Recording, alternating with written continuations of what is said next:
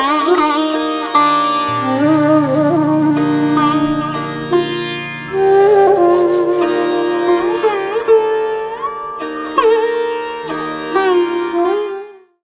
की गुफा में जैसा हमने कहा हम सभी बैठे हैं। ये दुखद डमरुआ है, जोर जोर में दर्द लाता है। जब कोई निंदा करता है, गाली देता है तो कितनी पीड़ा होती है, कितना दर्द होता है। ये दुख डमरुआ है, डमरू रोग है। अहंकारी व्यक्ति को अगर आप कुछ भी हल्का सा बोले तो बहुत ज्यादा उसको कष्ट होता है, और जो अहंकारी नहीं है उसको बोलिए वो हंसता रहे। विचार शून्य है ना, विचारवान को दिक्कत है, डमरुआ रोग हो जाता है। अरे मुझको उसने ऐसा कहा, छोड़ेंगे नहीं। वही बात, अपने को भी जांचते रहिए, चेक करते रहिए। कोई मेरे आलोचना कर रहा है तो हम कितने दुखी हो रहे हैं, कितना दर्द हमको अंदर तक प्रवेश करता है। सोचिए, अपना अनुमान लगाइए कि हम कितने अहंकारी। ये अहंकार की गुफा सिर्फ बाली की नहीं है, ये हम सब की है, जिसमें हम सब बंद हैं। हम सब मैं दानव की गिरफ्त में आ गए हैं, और मैं दानव की गिरफ्त में जब तक रहेंगे तब तक भगवत कृपा नहीं होगी। बाली का सौभाग्य उसे जल्दी याद आ गया, इस अभिमान की गुफा से निकल आए। हम लोग को कब याद आएगा पता नहीं। बाली ने तो कह दिया दोबारा नहीं आने वाले, जो हो गया सो हो गया, अब फाइनल छुटकारा दिलाओ, अचल करो तनु राखो प्राणा। फिर भगवान राम ने कहा हम तुम्हारे प्राण को अचल कर देते, तो बाली हंसने लगा भगवान के कहने पर। फाइनल छुटकारा, अब बानर शरीर नहीं चाहिए, हाँ मेरे बेटे को अपने शरण में ले लो, और उसे हनुमान जी जैसा रखना, ये सुग्रीव जैसा लंपट नहीं बनाना, राजा मत बना देना। बाली जानता था सुग्रीव की पत्नी ले लेंगे तो ये कामी सुग्रीव को सबसे ज्यादा कष्ट होगा, ये तड़पेगा, बिना औरत एक दिन नहीं रह सकता। और बाली की भविष्यवाणी सही हुई। जैसे ही राज मिल गया सुग्रीव को, तो रामकाज ही भूल गया और राजकाज करने लगा। और सच कहें तो राजकाज भी नहीं किया। अंगद से कहा तुम चलाओ, बहुत दिनों से हम औरत से दूर रहे, तो श्रृंगार रस रचा ले।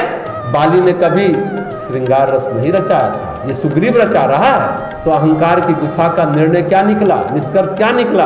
नारद और बाली के उदाहरण केवल ये बताते हैं कि अहंकार की गुफा केवल और केवल भक्ति से नष्ट है, इसके अलावा और कोई तरीका नहीं। भक्ति हो तो अहंकार जाता ही जाता है, चाहे नारद का गया हो चाहे बाली का गया। अब दूसरी गुफा की चर्चा करते हैं, चित्त की गुफा, यानी भगवान की गुफा। वर्षा ऋतु में भगवान वहां रुकते हैं। जब तक सुग्रीव ऋषिमुख पर्वत पर रहे वहां भगवान राम नहीं रहे, भगवान रहे प्रवर्सन गिरी पर, और वहां पर पहाड़ है, वहां रहे उस गुफा में।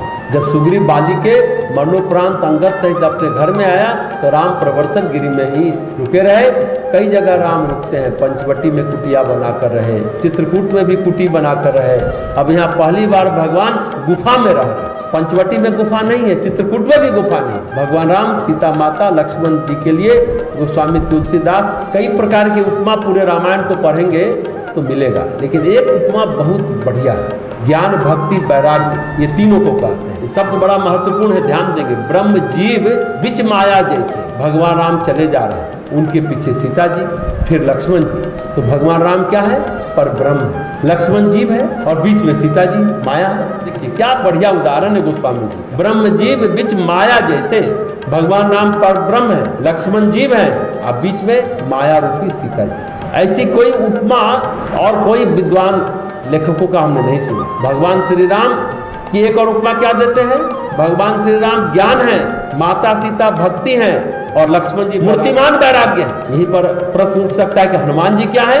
हनुमान जी प्रबल वैराग्य। जब वैराग्य मूर्छित हो गया, लक्ष्मण जी मूर्छित हो गए, तो उसकी रक्षा कौन करता है?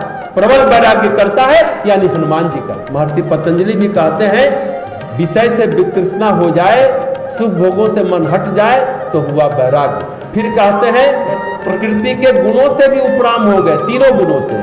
सारा संसार लोक लोकांतर क्योंकि सब प्रकृति के गुणों से ही है, गुणों से वितृष्णा हो जाए तो पतंजलि कहते हैं वही पर वैराग्य।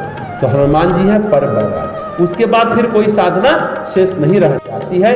पर वैराग्य होते ही ज्ञानी का लाभ मिलने लगता है। गोस्वामी जी कहते ज्ञान भक्ति वैराग्य जनु शोभित धरे शरीर। ज्ञान भक्ति वैराग्य शरीर धारण करके शोभित हो रहे हैं। भगवान राम संसारी नहीं है, वे ज्ञान के शिखर पर हैं, लीला जरूर करते हैं। वर्षा की ऋतु आई तो सीता के लिए व्याकुल हो गए। अब रामचरितमानस में कुछ लोग राम को भी कहते कि तुलसीदास जी क्या लिख गए।